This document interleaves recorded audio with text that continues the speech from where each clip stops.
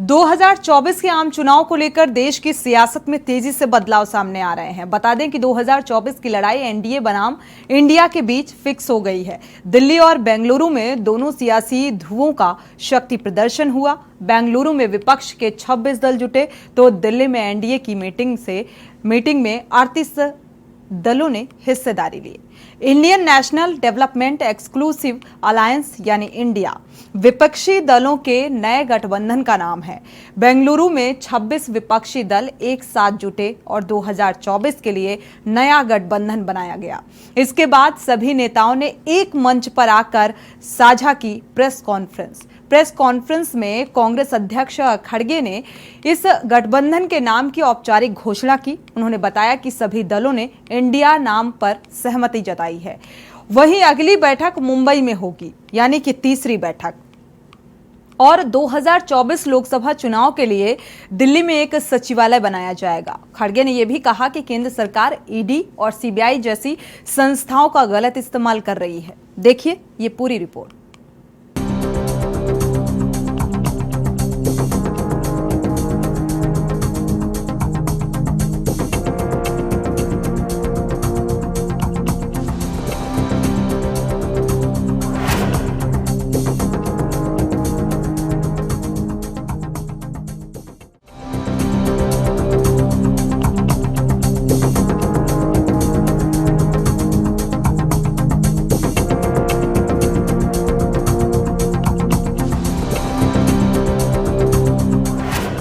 पक्ष के ये दल हुए शामिल: Congress, TMC, JDU, RJD, NCP, CPM, CPI, Samajwadi party, DMK,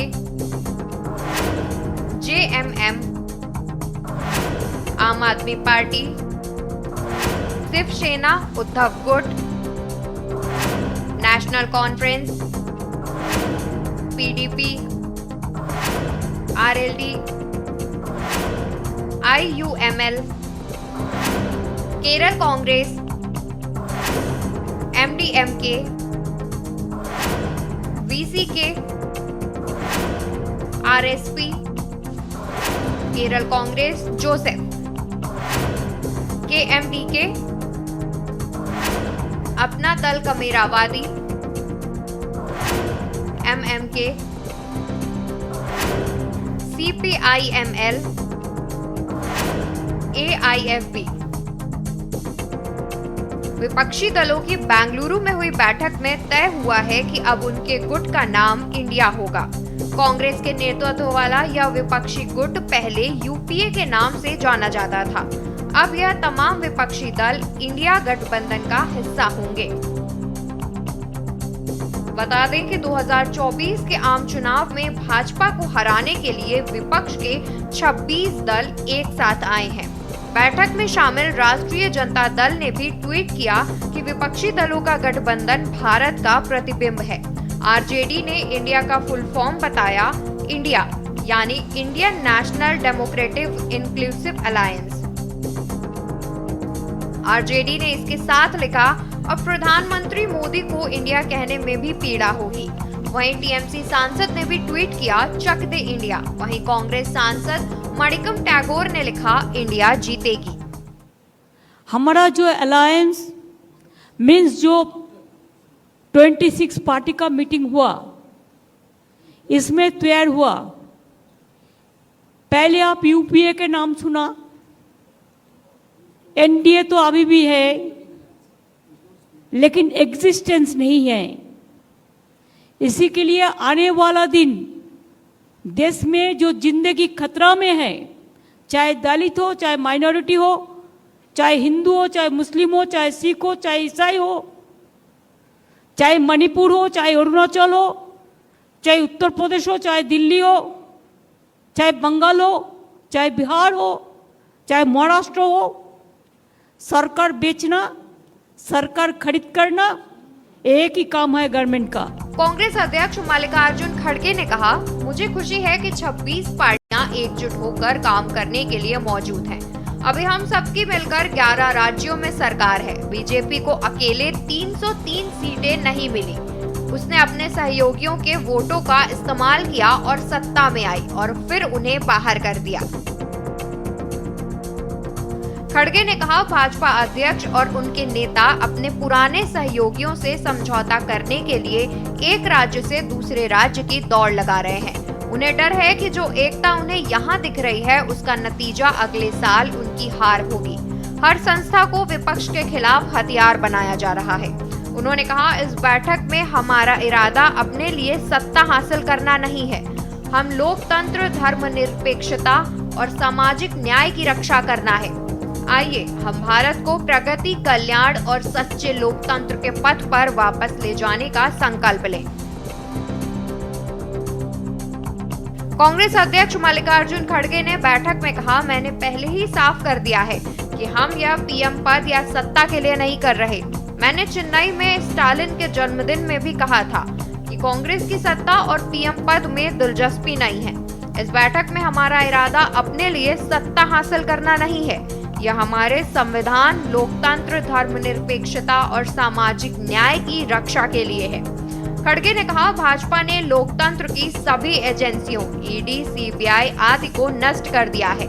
हमारे बीच राजनीतिक भेद है, लेकिन हम देश को बचाने के लिए साथ आए हैं। Our alliance will be called the All People Have Agreed to have one name for the alliance. Earlier we worked with UPA. Now with all 26 parties, a new name is given, that is Indian National Developmental Inclusive Alliance. That is INDIL. And this is Indian National Developmental Inclusive Alliance. देश की आवाज को दबाया और कुचला जा रहा है। ये देश की आवाज के लिए लड़ाई है और इसीलिए ये नाम चुना गया। Indian national developmental inclusive alliance मतलब इंडिया। लड़ाई एनडीए और इंडिया के बीच में है, नरेंद्र मोदी जी और इंडिया के बीच में है, उनकी विचारधारा और इंडिया के बीच में है। आप जानते हो, जब भी कोई हिंदुस्तान के सामने खड़ा होता है, इंडिया के सामने खड़ा होता है, तो जीत किसकी होती है, कहने की जरूरत भी नहीं है। वहीं विपक्षी दलों के महाजुटान पर पीएम नरेंद्र मोदी ने जोरदार हमला बोला है। उन्होंने इस बैठक को भ्रष्टाचारियों का सम्मेलन करार दिया। पोर्ट ब्लेयर में वीर सावरकर अंतर्राष्ट्रीय हवाई अड्डे के नए एकीकृत टर्मिनल भवन के उद्घाटन समारोह के दौरान पीएम मोदी ने कहा कि ये लोग असीमित भ्रष्टाचार करते हैं। आजादी के 75 वर्षों में हमारा भारत कहीं से कहीं पहुंच सकता था। हम भारतीयों के सामर्थ्य में कभी कोई कमी नहीं रही है, लेकिन सामान्य भारतीय के इस सामर्थ्य के साथ भ्रष्टाचारी और परिवारवादी पार्टियों ने अन्याय किया। मैं यही कहना चाहूंगा, नफरत